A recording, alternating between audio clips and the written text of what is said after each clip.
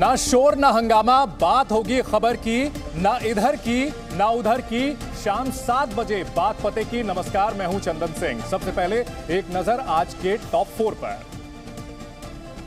विवादों से घिरे बाबा धीरेन्द्र कृष्ण शास्त्री ने एक बार फिर दावा किया कि वो लोगों के मन की बात जान जाते हैं, क्योंकि उन पर बालाजी महाराज की कृपा है। बाबा ने अंधविश्वास को बढ़ावा देने के आरोपों को खारिज किया और लोगों से अंधविश्वास से दूर रहने की भी अपील की। बीते 3 दिनों से जंतर मंतर पर चलने वाला पहलवानों का धरना खत्म हो गया। बीती रात खेल मंत्री अनुराग ठाकुर के साथ चली मैराथन मीटिंग में उनकी मांगों के मुताबिक जांच कमेटी बनाने का भरोसा मिलने के बाद पहलवानों ने धरना खत्म करने का ऐलान किया है। पेरू में सरकार विरोधी प्रदर्शन के दौरान वर्ल्ड हेरिटेज में शुमार एक इमारत में आग लग गई, जिस पर काबू पाने में फायर ब्रिगेड की टीम को घंटों मशक्कत करनी पड़ी। पेरू की राजधानी में हिंसक विरोध प्रदर्शन थमने का नाम नहीं ले रहा। वहीं जम्मू के नरवाल में 2 सीरियल ब्लास्ट से इलाके में दहशत फैल गई। हालांकि अभी तक इन धमाकों के आतंकी कनेक्शन की पुष्टि नहीं हुई है। धमाकों की जांच के लिए मौके पर केंद्रीय जांच एजेंसियां फौरन पहुंच गई हैं। चमत्कारी शक्तियों और बयानों के कारण चर्चा में आए बागेश्वर धाम के धीरेन्द्र कृष्ण शास्त्री ने आज भी अपनी शक्तियों का लाइव डेमो दिया। इसके लिए उन्होंने पहले से ही 2 पर्चे लिखे, जिनमें लोगों की परेशानी और उनके समाधान के बारे में जानकारी थी।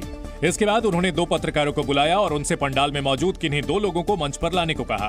कोई भी पत्रकार 2 व्यक्ति ले आए, कोई भी पत्रकार। जब एक पत्रकार महिला को लेकर आया तो पहले बाबा ने उससे परेशानी पूछी।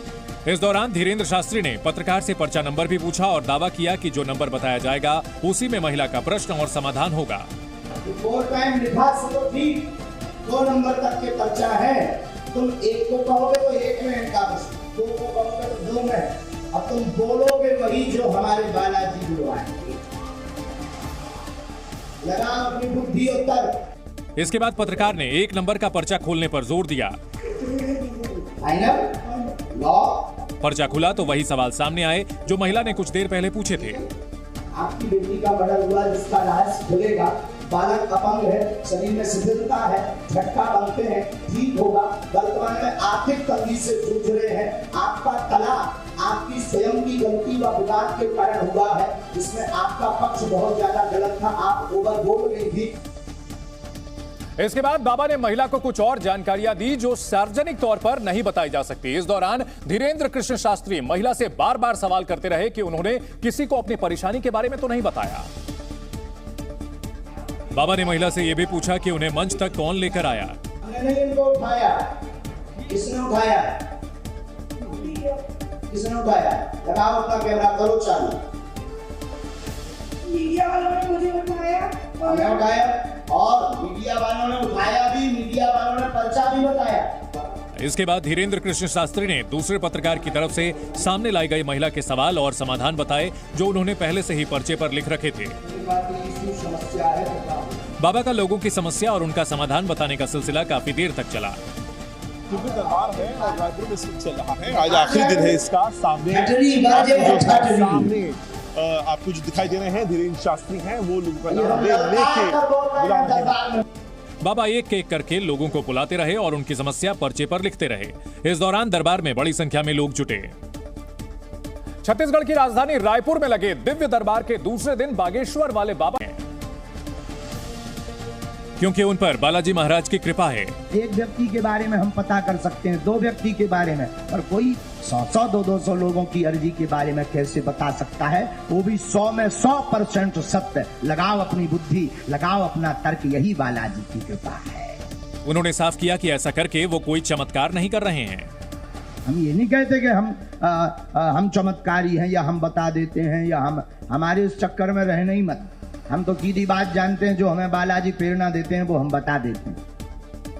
धीरेन्द्र कृष्ण शास्त्री ने जादू टोना करने और अंधविश्वास को बढ़ावा देने के आरोपों पर भी पलटवार किया। इस दौरान उन्होंने लोगों से अंधविश्वास में ना पड़ने की भी अपील की और कहा कि अगर पर्चे में लिखी बातें सच हों तभी उन पर भरोसा करें।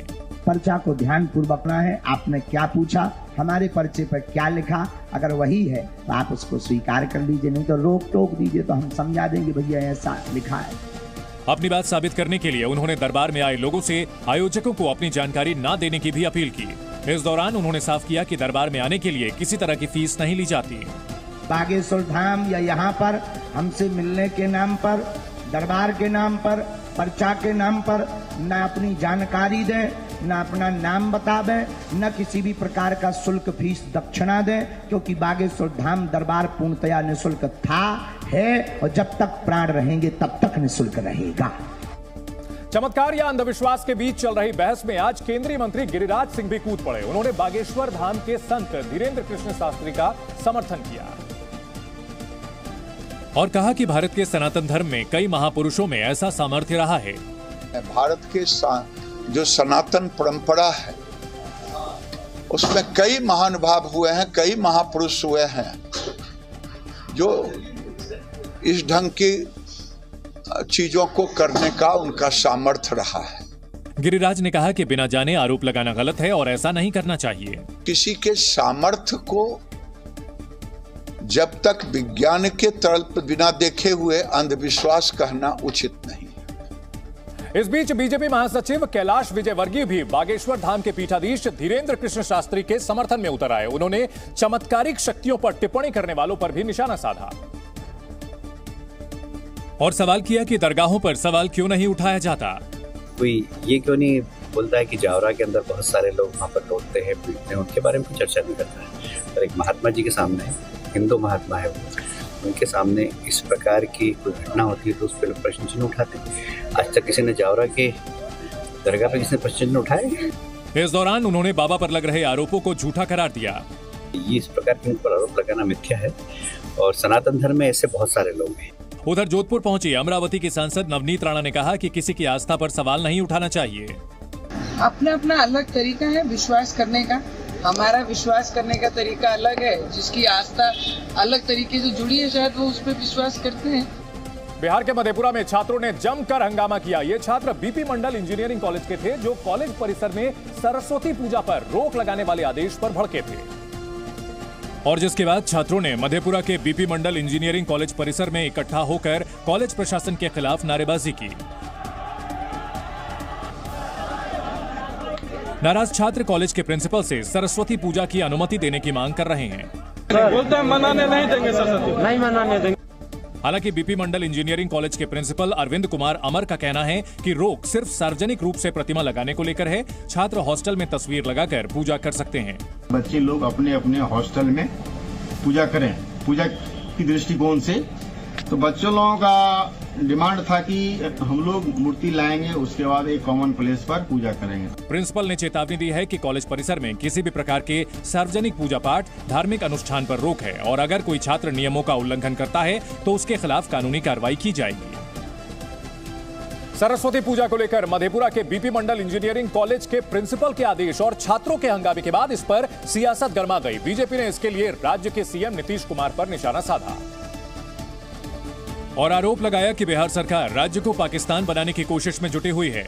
बिहार के बेगूसराय पहुंचे केंद्रीय मंत्री गिरिराज सिंह ने कहा कि बिहार सरकार के संरक्षण में हिंदू देवी देवताओं का अपमान किया जा रहा है। अगर बिहार में नहीं पूजेगा, सरस्वती की मूर्ति नहीं बैठाएगा जो विद्या की देवी है, तो कहाँ बैठेगी? बीजेपी ने सवाल किया है कि विद्या की देवी की पूजा कॉलेज और स्कूल के अंदर नहीं होगी तो कहाँ होगी? देखिए, किसी भी कॉलेज में सरस्वती पूजा नहीं रोका जा सकता है। बीपी मंडल इंजीनियरिंग कॉलेज के छात्रों ने सरस्वती की प्रतिमा स्थापित करने की इजाजत नहीं मिलने पर उग्र आंदोलन की चेतावनी दी है। यूपी के मुरादाबाद में मुस्लिम छात्राओं को हिंदू डिग्री कॉलेज में बुर्का पहनकर आने की इजाजत नहीं मिलने पर हंगामा खड़ा हो गया। इसे मुस्लिम समाज को पढ़ाई से दूर रखने की साजिश बताया जा रहा है। ये तर्क अलीगढ़ मुस्लिम यूनिवर्सिटी के छात्र संघ के पूर्व उपाध्यक्ष सैयद मसूद उल हसन ने दिया। मसूद उल हसन ने मुस्लिमों से बुर्के पर पाबंदी लगाने वाले कॉलेज का बाइकआउट करने की अपील की। इस तरह के जितने कॉलेज हैं उन सभी कॉलेजों का बाइकआउट होना चाहिए। बुधवार को छात्राओं ने बुर्के को लेकर कॉलेज में हंगामा किया था। कॉलेज प्रशासन के मुताबिक वो सारी छात्राएं बाहरी थी। कुछ आउटसाइडर्स द्वारा जिन्हें हम कॉलेज में घुसने नहीं दे रहे हैं, उन्होंने अपना षड्यंत्र तैयार किया। वहीं कॉलेज के प्रिंसिपल ने कहा है कि ड्रेस कोड का पालन नहीं करने वाले छात्र या छात्राओं को कैंपस में दाखिल होने नहीं दिया जाएगा। जो हमारा मानक है एक यूनिफॉर्म को लेकर, वह उसी मानक के अनुरूप छात्र छात्रा महाविद्यालय में प्रवेश करेगा। कॉलेज प्रशासन के मुताबिक मुस्लिम लड़कियां कैंपस में ड्रेस कोड के फैसले से संतुष्ट हैं। बस कुछ बाहरी लोग माहौल को खराब कर रहे हैं। उत्तर प्रदेश के फतेहपुर में सामूहिक धर्म परिवर्तन के मामले में बड़ा एक्शन हुआ है। पुलिस ने डीम्ड विश्वविद्यालय शुवार्ट्ज के निदेशक और वाइस चांसलर समेत 60 लोगों के खिलाफ केस दर्ज किया है, क्योंकि इन लोगों पर नौकरी लगवाने और शादी का झांसा देकर बड़े पैमाने पर धर्मांतरण करवाने का आरोप है। नामजद आरोपियों में देवीगंज चर्च के पादरी भी शामिल हैं। आरोप है कि शुवार्ट्ज में नौकरी लगवाने का लालच देकर इंडियन प्रेस्बिटेरियन चर्च में बड़े पैमाने पर लोगों का धर्मांतरण कराया गया। इससे पहले फतेहपुर की ही हरिगंज स्थित इवेंजेलिकल चर्च ऑफ इंडिया में भी सामूहिक धर्मांतरण का मामला सामने आया था। इस बीच पुलिस ने कई एंगल पर जांच तेज कर दी है। एसपी ने मामले में एसआईटी बना दी है। अदालत से सर्च वारंट लेने के बाद पुलिस ने जिले की कई जगहों पर छापेमारी की है। तो अपना माननीय न्यायालय के आदेश सर्च वारंट के आधार पर लोग तलाशी दे रहे हैं। सूत्रों की माने तो पुलिस ने विदेशी फंडिंग के एंगल को देखते हुए जांच पड़ताल तेज की है। पुलिस को शक है कि जांच में कई देशों से फंडिंग का राज सामने आ सकता है। मशहूर टेक कंपनी गूगल ने बड़े लेवल पर छटनी का ऐलान किया है। नौकरी के लिहाज से दुनिया का बेहतरीन वर्कप्लेस माने जाने वाले गूगल की पेरेंट कंपनी अल्फाबेट इंक की तरफ से यह बताया गया कि कंपनी ने 12,000 कर्मचारियों की छटनी की योजना बनाई है। ऐसा होने पर दुनिया भर में कंपनी की वर्कफोर्स 6% कम हो जाएगी। गूगल के सीईओ सुंदर पिचाई ने यह जानकारी ईमेल के जरिए कर्मचारियों को दी है और इस फैसले के लिए पिचाई ने पूरी तरह खुद को जिम्मेदार ठहराया। साथ ही सुंदर पिचाई ने दावा किया कि निकाले जा रहे कर्मचारियों की कंपनी मदद भी करेगी। अब तक मिली जानकारी के मुताबिक निकाले गए कर्मचारियों को बोनस और बाकी छुट्टियों के पैसे मिलेंगे। इसके अलावा 60 दिन की अतिरिक्त सैलरी और 6 महीने की हेल्थ सर्विस भी कंपनी की ओर से दी जाएगी। माना जा रहा है कि आर्थिक मंदी के अंदेशे की वजह से गूगल ने छटनी का यह फैसला लिया है। दिल्ली के कनॉट प्लेस में आज एक होटल में भीषण आग लग गई। कनॉट प्लेस में एफ ब्लॉक में स्थित होटल सन सिटी में आग लगने से आज सुबह अफरा तफरी मच गई। फायर ब्रिगेड की 6 गाड़ियों की मदद से आग पर काबू पाया गया। फिलहाल इस हादसे में किसी के हताहत होने की खबर नहीं मिली है। दिल्ली में सीएम और एलजी के बीच विवाद थमने का नाम नहीं ले रहा है। बीते दिनों सीएम केजरीवाल ने एलजी का प्रस्ताव ठुकराते हुए मिलने से मना कर दिया था। वहीं अब सीएम दफ्तर का दावा है कि एलजी ने आप विधायकों से मिलने से इनकार कर दिया है। पश्चिम बंगाल के सिलीगुड़ी में सेना ने अपने नए हथियारों की प्रदर्शनी की। गणतंत्र दिवस से पहले लगाई गई इस प्रदर्शनी का मकसद सेना और आम लोगों के बीच के रिश्ते को और मजबूत करना है। यूपी के देवरिया में पुलिस ने शराब की बड़ी खेप जब्त की। शातिर तस्करों ने एक ऑटो की छत के नीचे खास चेंबर बना रखा था, जहां शराब छिपाई गई थी। पुलिस ने मामला दर्ज करते हुए 2 लोगों को गिरफ्तार कर लिया है। बिहार में सुशासन के दावे की कलई एक बार फिर से खुल गए। इस बार कैमूर से एक तस्वीर सामने आई है जिसमें 2 महिला सिपाही एक बुजुर्ग पर दनादन लाठियां बरसाती दिखी हैं। जिसका वीडियो वायरल हो गया तो पुलिस हरकत में आई और इस पूरे मामले को पुलिस की छवि धूमिल करने वाला बताकर आरोपियों के खिलाफ कार्रवाई का भरोसा दिया। बताया गया कि एक बुजुर्ग टीचर साइकिल लेकर पैदल ही सड़क पार कर रहे थे, तभी ट्रैफिक पुलिस की 2 महिला सिपाहियों ने उन पर डंडे बरसाने शुरू कर दिए। इस दौरान बुजुर्ग टीचर असहाय नजर आए और खुद को बचाने के दौरान बार बार पूछते रहे कि आखिर उनका कसूर क्या है।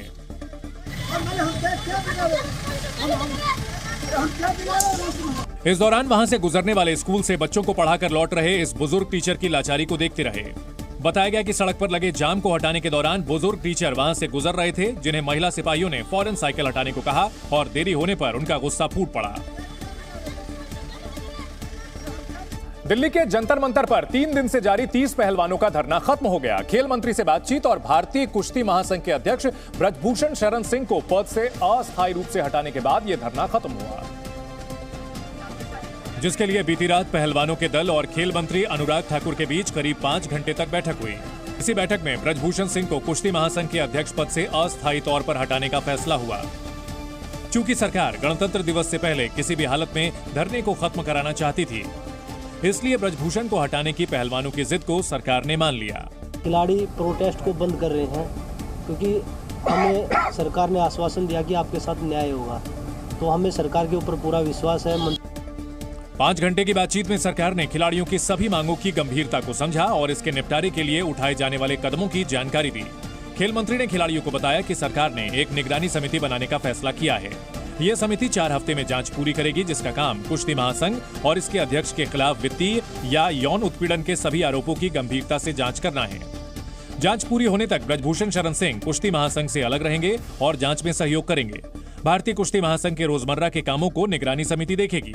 कि एक ओवरसाइट कमेटी का गठन किया जाएगा, जिसके नामों की घोषणा कल कर दी जाएगी। अगले 4 हफ्तों के अंदर अपनी जांच को पूरा करेंगे। पहलवानों के धरना खत्म करने के ऐलान से सरकार ने राहत की सांस ली। इस बीच विरोध प्रदर्शन करने वाले पहलवानों की चिट्ठी मिलने के बाद इंडियन ओलंपिक एसोसिएशन ने भी एक जांच कमेटी बनाने का ऐलान कर दिया है, जिसकी अध्यक्ष बॉक्सर एमसी मैरीकॉम होंगी। इस कमेटी में 7 सदस्य होंगे, जिनमें पूर्व पहलवान योगेश्वर दत्त के अलावा तीरंदाज डोला बनर्जी और भारतीय भारोत्तोलन महासंघ के अध्यक्ष सहदेव यादव को भी शामिल किया गया। ये फैसला आईओए के एग्जीक्यूटिव काउंसिल की इमरजेंसी मीटिंग में लिया गया। इस बैठक में आईओए की अध्यक्ष पीटी उषा और योगेश्वर दत्त भी थे। तो अपनी ये तैयार करेगी रिपोर्ट, पूरी रिपोर्ट बनाएंगे और वहाँ है कि जल्दी से जल्दी 8 या 10 दिन के अंदर ये पूरी दोनों पक्षों की बात सुन के क्या चीजें हैं क्या नहीं है, ये हम गृह मंत्रालय को भी भेजेंगे, खेल मंत्रालय को भी भेजेंगे और प्रधानमंत्री जी को भी भेजेंगे। अगर रिपोर्ट में आरोप सही साबित हुए तो आरोपियों के खिलाफ कानूनी कार्रवाई का रास्ता खुल जाएगा।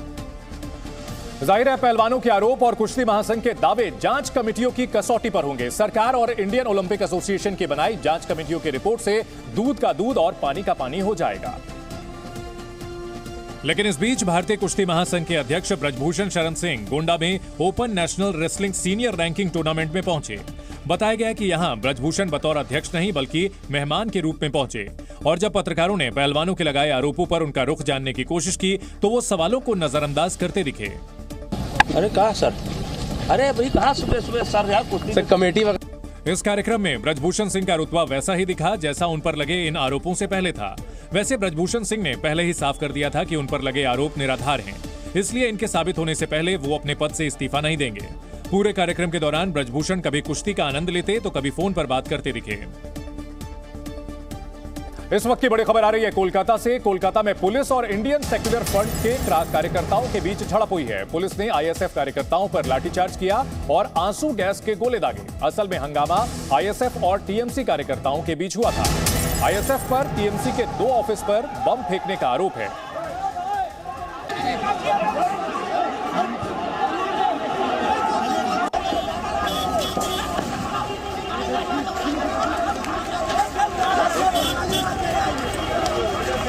इंडियन सेक्युलर फ्रंट जहां इस मामले में पुलिस से भिड़ता हुआ नजर आया। असल में बताया जा रहा है कि विवाद टीएमसी और आईएसएफ के बीच हुआ था, लेकिन बाद में आईएसएफ और पुलिस के बीच झड़प हुई।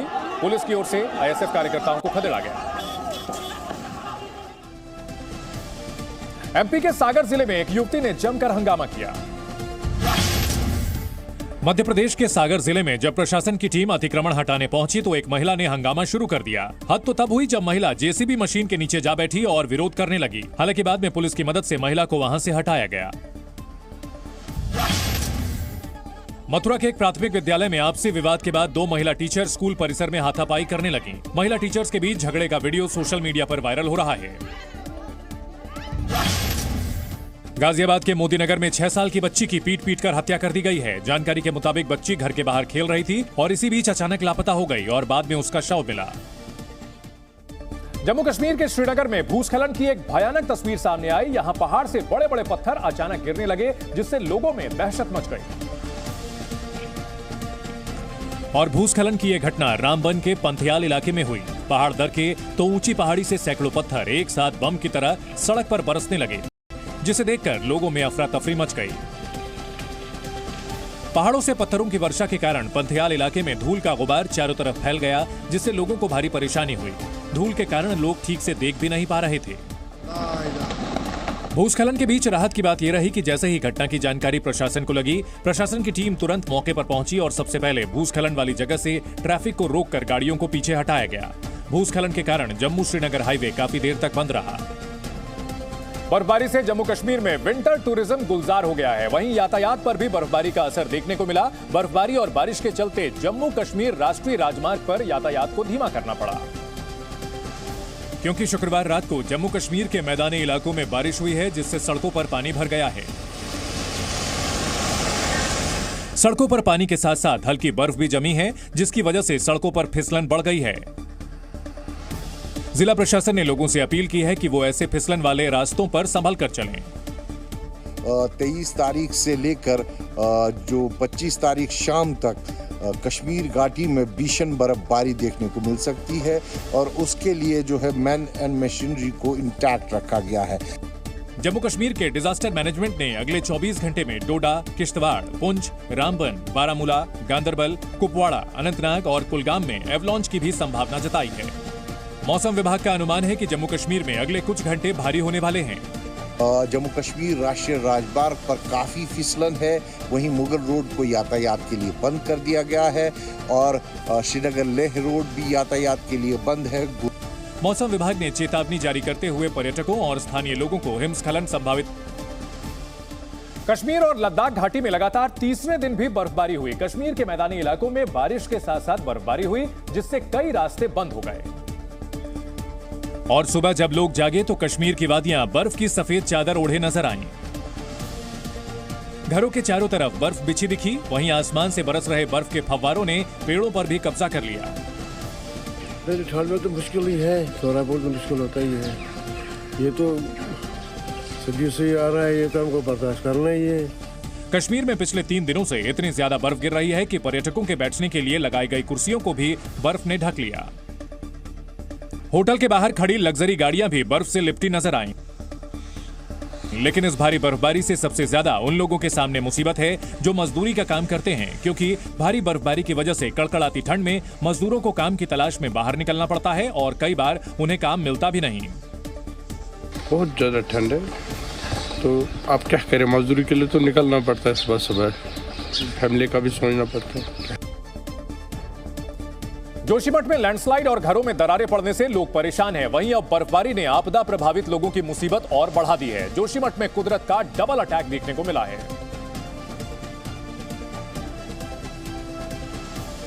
और शुक्रवार को जोशीमठ के ऊंचाई वाले इलाकों में भारी बर्फबारी हुई, जिसकी वजह से घरों के बाहर खड़ी गाड़ियों को बर्फ ने ढक लिया।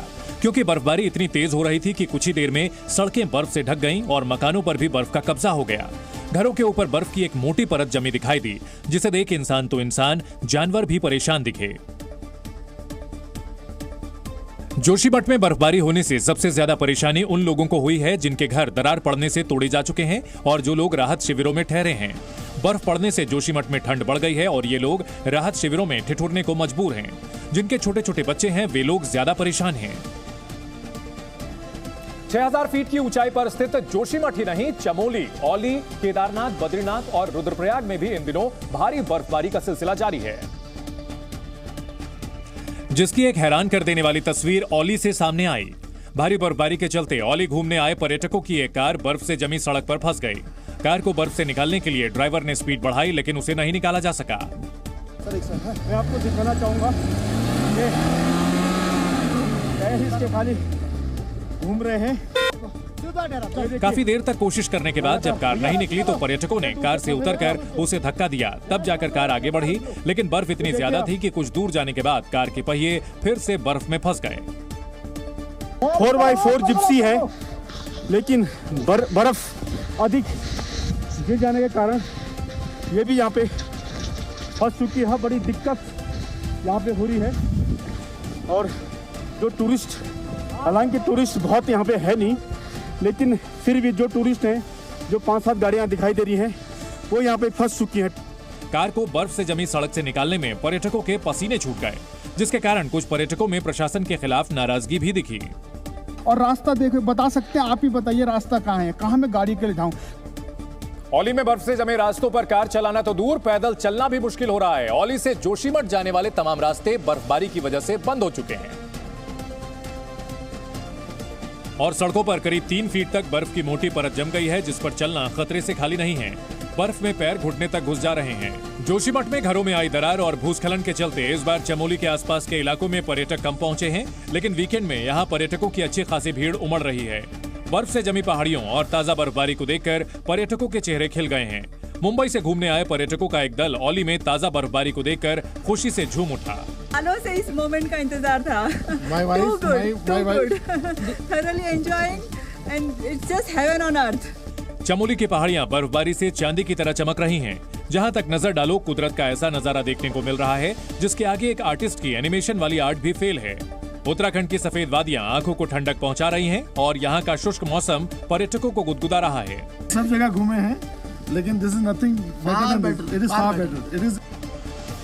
वित्त मंत्री निर्मला सीतारमण 1 फरवरी को बजट पेश करेंगी और सूत्रों के हवाले से खबर है कि इस बार बजट में रेलवे के लिए कई बड़े ऐलान हो सकते हैं। सूत्रों के मुताबिक इस बार के बजट में हाइड्रोजन ईंधन से चलने वाली 35 ट्रेनों का ऐलान किया जा सकता है। साथ ही सरकार पूरे देश में वंदे भारत ट्रेनों का जाल बिछाना चाहती है। इसके लिए 500 नई वंदे भारत एक्सप्रेस का भी ऐलान वित्त मंत्री कर सकती है।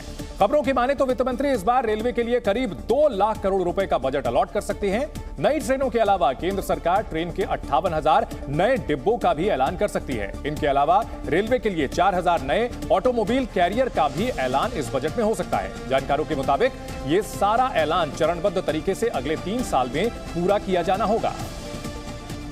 पाकिस्तान के पूर्व प्रधानमंत्री नवाज शरीफ ने गुरुवार को लंदन में अपनी पार्टी के वरिष्ठ नेताओं के एक प्रतिनिधिमंडल से मुलाकात की। इस दौरान पाकिस्तान के हालात पर चर्चा की गई, जिसके बाद पाकिस्तान मुस्लिम लीग नवाज के सुप्रीमो ने मीडिया से बात की। इस दौरान नवाज शरीफ ने पाकिस्तान के पूर्व सेनाध्यक्ष जनरल कमर जावेद बाजवा और ISI के पूर्व महानिदेशक लेफ्टिनेंट जनरल फैज हामिद को पाकिस्तान की बदहाली के लिए जिम्मेदार ठहराया। दोनों पूर्व सैन्य अधिकारियों पर नवाज शरीफ ने 2018 के आम चुनाव में धांधली करने और संविधान का उल्लंघन कर इमरान खान को प्रधानमंत्री बनाने का आरोप लगाया। इसको क्या जनरल बाजवा और जनरल फैज को जिम्मेदार समझते हैं, जिनका नाम आपने गुजरावाला स्पीच में लिया? आप सब जानते हैं, सब वाकिफ हैं, सब जानते हैं। अब ना किसी की शक्ल छुपी हुई है, ना किसी का नाम छुपा हुआ है। अपने पाकिस्तान को अपनी जात के गिर्द घुमाया है। इस कौम के साथ घिनौना मजाक किया गया। शरीफ ने कहा कि उन्होंने गुजरावाला के भाषण में इस ओर इशारा किया था कि पाकिस्तान की बदहाली के लिए कौन जिम्मेदार है और कैसे लोगों के एक समूह ने देश पर कब्जा करने की साजिश रची। हमारा मुल्क है, उसके साथ जो सितम ज़रीफियाँ हुई हैं, जो जालिमाना सलूक किया गया है, उसको बताना ये मेरी जिम्मेदारी है। अवाम तक पहुँचाना मेरी जिम्मेदारी है और उसको ठीक करना भी हमारी जिम्मेदारी। गुजरावाला के भाषण में नवाज शरीफ ने जनरल बाजवा और जनरल फैज पर उनकी सरकार को हटाने, न्यायपालिका पर दबाव बनाने और विपक्षी नेताओं को पीड़ित करने का सीधा आरोप लगाया था। लंदन में मीडिया से बात करते हुए PMLN के सुप्रीमो नवाज शरीफ पाकिस्तान के पूर्व PM इमरान खान पर भी खूब बरसे। उन्होंने इमरान खान को पागल आदमी करार दिया और कहा कि प्रधानमंत्री रहते हुए इमरान खान ने देश को बर्बाद कर दिया। नवाज शरीफ ने इमरान खान पर पाकिस्तान को तबाही के कगार पर ले जाने का आरोप लगाया। पाकिस्तान का जो ये मैडमैन जो है, मैं मैडमैन कह रहा हूँ आज, जो हशर कर गया है। नवाज शरीफ ने कहा कि PTI सरकार के 4 साल के प्रदर्शन की तुलना हमारी सरकार के 4 साल से करें तो पता चल जाएगा कि हालात कैसे थे। लोग देखेंगे कि हमारे दौर में क्या हालात थे और लोग कितने खुशहाल थे और आज इसके 4 सालों में लोग कितने बदहाल हुए। नवाज शरीफ ने दावा किया कि वो पाकिस्तान को मुश्किल हालात से बाहर निकालेंगे। लंदन में नवाज शरीफ ने जो मीटिंग की उसमें पाकिस्तान के गृह मंत्री राणा सनाउल्लाह भी शामिल हुए। इसके अलावा पार्टी के कई और नेता भी मौजूद रहे। बैठक के बाद राणा सनाउल्लाह ने नवाज शरीफ को लेकर बड़ा बयान दिया, जिसके लिए नवाज शरीफ के साथ बैठक के बाद पाकिस्तान के गृह मंत्री राणा सनाउल्लाह भी मीडिया से मुखातिब हुए। इस दौरान उन्होंने नवाज शरीफ के पाकिस्तान लौटने के संकेत दिए। कलेक्टिव राय ये है कि मियां नवाज शरीफ साहब का वहाँ पे इलेक्शन के मौके पे पार्टी को लीड करना जो है वो कामयाबी के लिए जरूरी। पंजाब चुनाव की चर्चा करते हुए राणा सनाउल्लाह ने संकेत दिया कि नवाज शरीफ पार्टी के उम्मीदवारों को व्यक्तिगत रूप से चुनेंगे। इलेक्शन कैंपेन में जो है वो मियां नवाज शरीफ साहब खुद भी शामिल होंगे। मरियम नवाज साहबा जो है वो नेक्स्ट वीक इंशाल्लाह ताला वो पाकिस्तान जा रही है। राणा सनाउल्लाह ने कहा कि नवाज शरीफ की वापसी के लिए कानूनी औपचारिकताएं लगभग पूरी हो चुकी हैं। नवाज शरीफ पिछले कुछ वर्षों से लंदन में रह रहे हैं। जम्मू का नरवाल आज 2 सीरियल धमाकों से दहल गया। ये धमाके ट्रांसपोर्ट नगर के यार्ड नंबर 7 और 9 में हुए, जिसके बाद मौके पर सुरक्षा एजेंसियां पहुंच गईं,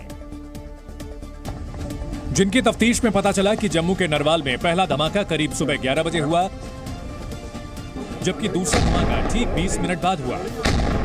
एक ब्लास्ट के बाद दूसरा ब्लास्ट जो है लगभग 20 मिनट के बाद हुआ है। ब्लास्ट का जो CCTV फुटेज सामने आया है उसमें एक जोरदार धमाका होते दिख रहा है, जबकि दूसरे फुटेज में धमाके के बाद आसपास का इलाका हिलता दिख रहा है। नरवाल में IED ब्लास्ट होने का शक जताया जा रहा है। हालांकि पुलिस ने फिलहाल इसकी पुष्टि नहीं की है। तस्वीरों में दिख रहा है कि जब एक धमाके के बाद मौके के आसपास काफी संख्या में लोग जमा थे, तभी दूसरा धमाका भी हो गया। जम्मू के नरवाल में सीरियल धमाके के बाद वहां अफरा तफरी मच गई। मौके पर भारी संख्या में लोग जमा हो गए। बताया जा रहा है कि इलाके में गाड़ियों के कबाड़ का काम होता है, साथ ही गाड़ियों को ठीक करने का भी काम किया जाता है, इसलिए धमाके के लिए गाड़ियों का ही इस्तेमाल किया गया। बताया जा रहा है कि पहले ब्लास्ट के लिए बोलेरो कार का इस्तेमाल किया गया। धमाके के बाद कार के कई टुकड़े हो गए जो दूर दूर तक बिखर गए। उसका धमाका पीस हो गए गाड़ी के, तो मेरे हिसाब से कोई 20-25 पीस हो गए गाड़ी के। जबकि दूसरे धमाके के लिए शेवरॉन क्रूज गाड़ी का इस्तेमाल किया गया। चश्मदीदों के मुताबिक धमाका काफी जोरदार था। तो हमने सोचा कोई टंकी फट गई या टायर फट गया, लेकिन जब धुआं देखा मैं टायर नहीं फटा, कुछ और हुआ होगा। धमाके में घायल होने वालों में वो लोग भी शामिल हैं जो मौके पर गाड़ियों को ठीक करने का काम कर रहे थे। नरवाल में धमाके की खबर मिलते ही मौके पर जम्मू कश्मीर पुलिस के अलावा सेना के जवान भी पहुंच गए। तुरंत ही आसपास के इलाकों की घेराबंदी की गई और तलाशी अभियान शुरू कर दिया गया। साथ ही जिस जगह धमाके हुए थे वहां भी सुरक्षा एजेंसियों ने जांच पड़ताल शुरू कर दी।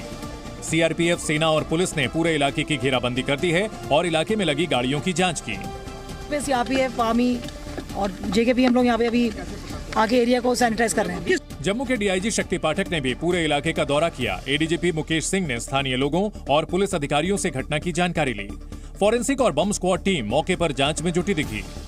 एनआईए की टीम भी धमाके की जांच कर रही है। रक्षा विशेषज्ञ इसे पाकिस्तान की करतूत बता रहे हैं। पाकिस्तान हर साल रिपब्लिक डे से पहले और इंडिपेंडेंस डे से पहले ताक में रहता है कि किस प्रकार का साजिश किया जाए जिससे हिंदुस्तान में जान और माल का नुकसान हो।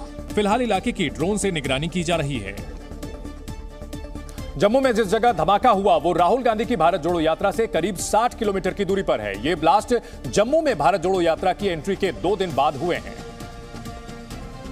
लिहाजा जम्मू कश्मीर में राहुल गांधी की यात्रा को लेकर चिंताएं बढ़ गई हैं। हालांकि कांग्रेस ने कहा है कि धमाके और सुरक्षा के बारे में सोचना सुरक्षा एजेंसियों का काम है, लिहाजा उनकी यात्रा जारी रहेगी। It is up to them to take all these things, incidents. As far as we concerned, we will continue our यात्रा। बीजेपी ने कहा है कि नरवाल धमाका आतंकियों की बौखलाहट का नतीजा है। जीरो टॉलरेंस की नीति है, उसके चलते जो बड़ा टारगेट कर नहीं पा रहे, तो इसलिए कोई भी सॉफ्ट टारगेट ढूंढ के जो करने की कोशिश कर रहे हैं। उपराज्यपाल मनोज सिन्हा ने नरवाल में हुए विस्फोटों को एक कायरतापूर्ण हमला बताया है। उन्होंने पुलिस को जिम्मेदार लोगों की पहचान करने और उनके खिलाफ कार्रवाई करने के लिए तुरंत कदम उठाने के लिए कहा। इसके अलावा एलजी ने घायलों के लिए 50-50 हजार रुपए की आर्थिक मदद देने का भी ऐलान किया। ड्रग्स के खिलाफ कार्रवाई करते हुए असम पुलिस ने 1 करोड़ की ड्रग्स जब्त की है। गुवाहाटी सिटी पुलिस ने एक ट्रक से करीब 101 किलो गांजा जब्त किया। गांजे की कीमत 1 करोड़ रुपए से ज्यादा आंकी गई है। पुलिस ने इस मामले में 2 आरोपियों को गिरफ्तार कर लिया है। हिमाचल प्रदेश के मंडी शहर में वर्चस्व को लेकर 2 गुटों ने जमकर हंगामा किया। जानकारी के मुताबिक एक दूसरे की गाड़ी से आगे आने की होड़ में लड़ाई शुरू हो गई, जिसके बाद एक गुट ने सड़क पर तलवार लहराना शुरू कर दिया। बलात्कार मामले में दोषी और डेरा सच्चा सौदा के प्रमुख गुरमीत राम रहीम को एक बार फिर पैरोल मिल गई है। राम रहीम को 40 दिनों की पैरोल मिली है। राम रहीम को 3 महीने में यह दूसरी बार पैरोल मिली है। मॉस्को से गोवा आ रहे विमान में बम धमाके की धमकी मिलने के बाद फ्लाइट को उज्बेकिस्तान की ओर डाइवर्ट कर दिया गया। सुरक्षा एजेंसियों ने गोवा एयरपोर्ट पर अलर्ट जारी करते हुए जांच शुरू कर दी। गणतंत्र दिवस समारोह में कुछ ही दिन बाकी है, इसलिए बीएसएफ ने भारत पाकिस्तान सीमा पर गश्त बढ़ा दी है। बीएसएफ पूरी मुस्तैदी के साथ बॉर्डर की निगरानी कर रही है। अगर किसी दुश्मन ने बुरी नजर डाली तो वो बेमौत मारा जाएगा, जिसके लिए बॉर्डर सिक्योरिटी फोर्स यानी बीएसएफ पूरी तरह चौकन्ना है। बीएसएफ ने पाकिस्तान जैसलमेर बॉर्डर पर निगरानी और बढ़ा दी है। बीएसएफ के जवान बंकरों पर हथियारों के साथ मुस्तैद हैं। सेना के जवान गाड़ियों के जरिए पाकिस्तान जैसलमेर बॉर्डर की दिन रात पेट्रोलिंग कर रहे हैं ताकि पाकिस्तान से कोई आतंकी घुसपैठ ना कर सके। जिन इलाकों में भारी रेत होने की वजह से सेना की गाड़ियां नहीं जा सकती, उन दुर्गम इलाकों में सेना के जवान ऊंट के जरिए पाकिस्तान की गतिविधियों पर नजर बनाए हुए हैं। आधुनिक हथियारों से लैस सेना का पैदल दस्ता भी पाकिस्तान बॉर्डर के बेहद करीब जाकर निगरानी कर रहा है। रिसर्च फर्म डेलॉयट ने दुनिया के सबसे अमीर फुटबॉल क्लब्स की ताजा लिस्ट जारी की है। इस लिस्ट में शामिल 20 सबसे अमीर फुटबॉल क्लब्स में 11 इंग्लिश प्रीमियर लीग के क्लब्स हैं, यानी इंग्लैंड के हैं। पहली बार ऐसा हुआ है कि टॉप 20 अमीर क्लब्स में आधे से ज्यादा एक ही लीग के हैं। बाकी के 9 क्लब्स में 3 स्पेन के, 3 इटली के, 2 जर्मनी के और 1 फ्रांस का है। दुनिया का सबसे अमीर फुटबॉल क्लब है मैनचेस्टर सिटी, जिसने 2021-22 में 6,431 करोड़ रुपए कमाए। वहीं दूसरे नंबर पर स्पेन का क्लब रियल मैड्रिड है, जिसने 2021-22 में 6,280 करोड़ रुपए की कमाई की है। अमीर क्लब्स के लिस्ट में तीसरा नाम इंग्लैंड के लिवरपूल का है, जिसने 6,174 करोड़ रुपए कमाए हैं। वहीं चौथे नंबर पर भी इंग्लैंड का ही क्लब मैनचेस्टर यूनाइटेड है, जिसने एक साल में 6,060 करोड़ रुपए की कमाई की है। और वहीं इस लिस्ट में 5वें नंबर पर फ्रांस का इकलौता क्लब है PSG, यानी पेरिस सेंट जर्मेन, जिसने 2021-22 में 5,752 करोड़ रुपए कमाए हैं। भारत के साथ साथ पाकिस्तान में भी शीतलहर का असर देखने को मिल रहा है। गिलगित बाल्टिस्तान के अस्तोर इलाके में इन दिनों भारी बर्फबारी हो रही है। कई इलाकों में तापमान माइनस में पहुंच गया है। हालात ऐसे हैं कि पीने के पानी का इंतजाम करने के लिए लोगों को काफी मशक्कत करनी पड़ रही है। न्यूजीलैंड के शिक्षा मंत्री क्रिस हिपकिंस न्यूजीलैंड के अगले प्रधानमंत्री होंगे। जसिंडा अर्डन के पद से इस्तीफा देने के बाद हिपकिंस पीएम पद की चुनावी दौड़ में हिस्सा लेने वाले इकलौते उम्मीदवार थे। रूस यूक्रेन युद्ध के 332 दिन पूरे हो गए हैं। रूसी सेना यूक्रेन की राजधानी कीव समेत कई शहरों पर हमले कर रही है। यूक्रेनी अधिकारियों के मुताबिक बीते दिनों रूस ने क्रामाटोस शहर पर मिसाइलें दागी। इस हमले में एक नर्सरी स्कूल तबाह हो गया।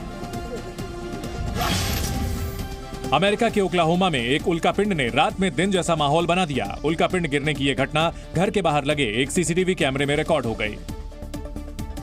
दक्षिण अमेरिकी देश पेरू में राष्ट्रपति डीना बोलेर्तो के खिलाफ लंबे समय से जारी प्रदर्शन से हालात बेकाबू होते दिखे। बीते 3 साल से जारी सियासी तनातनी के बीच बीते 1 महीने से सरकार विरोधी प्रदर्शन में सुरक्षा बल निशाने पर आ गए हैं।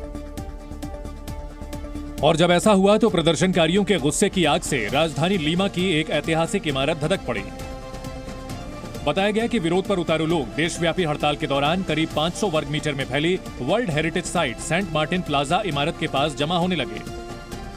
तभी अचानक इसके एक हिस्से से आग की लपटें निकलने लगी और देखते ही देखते आग का ये गोला आसमान छूने लगा, जिससे निकलने वाले काले धुएं से आसमान स्याह नजर आने लगा।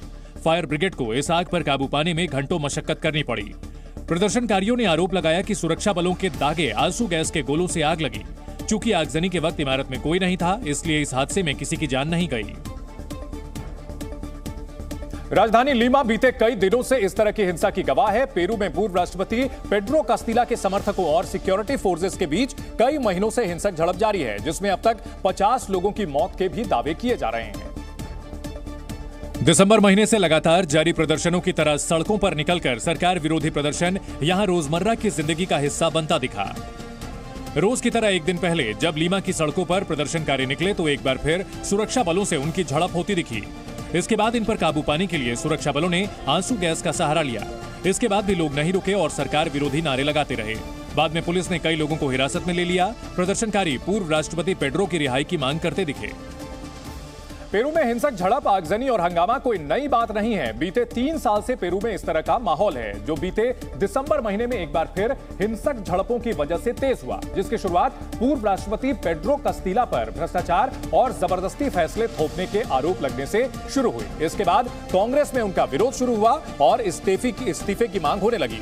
पेड्रो कास्तिला किसी कीमत पर इस्तीफा देने के लिए तैयार नहीं थे। वहीं विपक्ष ने उन्हें पद से हटाने के लिए महाभियोग लाने की तैयारी की। संसद में 130 सदस्य थे और पेड्रो को कुर्सी बचाने के लिए आधे यानी 65 वोट की जरूरत थी।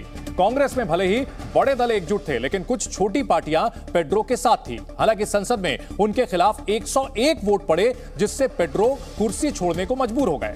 कुर्सी छोड़ने के बाद डीना बोलेर्तो को नया राष्ट्रपति बनाया गया। हिंसा की धमकी देने वाले पेड्रो को गिरफ्तार कर लिया गया और यहीं से हिंसा का दौर पेरू में शुरू हो चुका है। एक दिन पहले फ्रांस की राजधानी पेरिस की सड़कों पर बड़ी संख्या में पुलिस तैनात दिखी और तभी अचानक वहां मौजूद प्रदर्शनकारियों के साथ पुलिसकर्मियों के साथ हिंसक झड़प शुरू हो गई।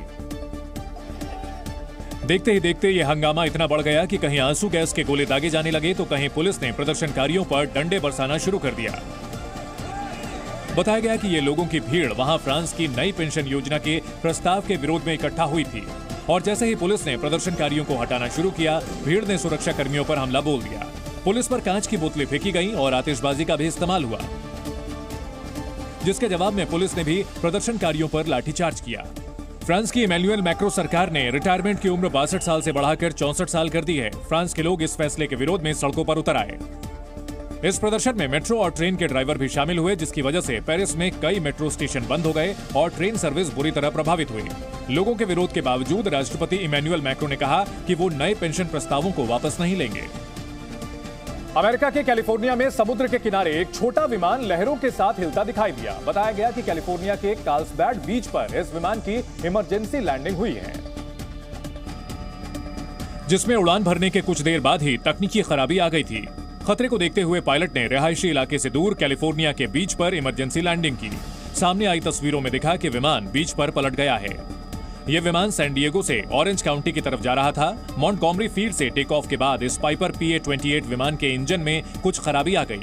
इसी वजह से इमरजेंसी में विमान को बीच पर ही उतारना पड़ा।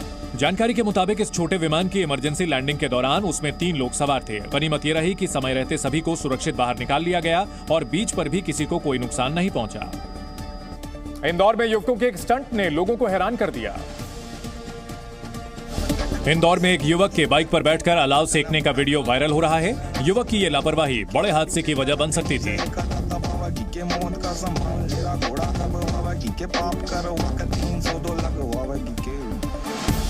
दिल्ली के नरेला में चोरों ने रेडीमेड कपड़ों की एक दुकान पर अपना हाथ साफ किया। दुकान मालिक के मुताबिक शातिर चोरों ने चुनकर सिर्फ महंगे कपड़े ही चुराए और फरार हो गए। दक्षिणी दिल्ली में झुग्गियों को तोड़ने के मुद्दे पर आम आदमी पार्टी ने आज बीजेपी सांसद रमेश बिधूड़ी के खिलाफ प्रदर्शन किया। आप विधायक आतिशी समेत सभी आप विधायकों ने बीजेपी के खिलाफ नारेबाजी की। यूपी के संभल से हैरान कर देने वाला मामला सामने आया है। दरअसल यहां कुछ बाइक सवार युवकों पर पेड़ की भारी भरकम डाल गिर गई। हादसे में 2 लोग गंभीर रूप से घायल हो गए, वहीं उनके साथ बैठी बच्ची को मामूली चोटें आईं। मौनी अमावस्या के मौके पर संगम नगरी प्रयागराज में प्रशासन ने 1 करोड़ लोगों के आने की उम्मीद जताई थी और ये अनुमान सच होता भी दिखा है। क्योंकि जैसे ही सुबह हुई, प्रयागराज का संगम तट श्रद्धालुओं से खचाखच भरा दिखा। भोर की पहली किरण से ही श्रद्धालु संगम में स्नान करने लगे और देर शाम तक स्नान का यह सिलसिला जारी रहा। उत्तर प्रदेश की योगी सरकार ने श्रद्धालुओं के लिए इस बार खास इंतजाम किए हुए थे।